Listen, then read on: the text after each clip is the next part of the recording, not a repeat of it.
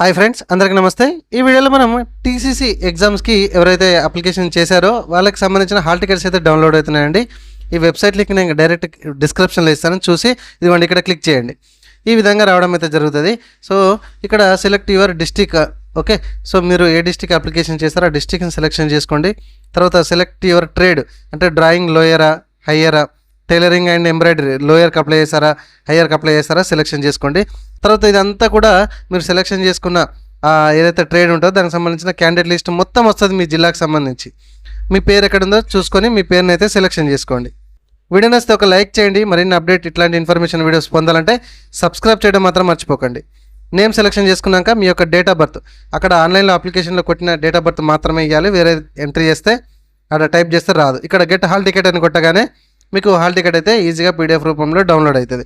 So ఎవరైతే ఇక్కడ మనకి ఎడ్యుకేషన్ డిపార్ట్మెంట్లో ఈ డీటెయిల్స్ సబ్మిట్ చేశారో వాళ్ళకి మాత్రమే ఇవి డౌన్లోడ్ అవుతున్నాయండి.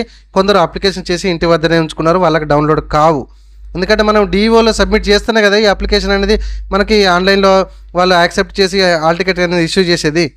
సో డౌన్లోడ్ కాని వాళ్ళకైతే ఒకసారి డిఈఓలో కలవండి, మీకు ఏమైనా హెల్ప్ చేయవచ్చు. Thank you.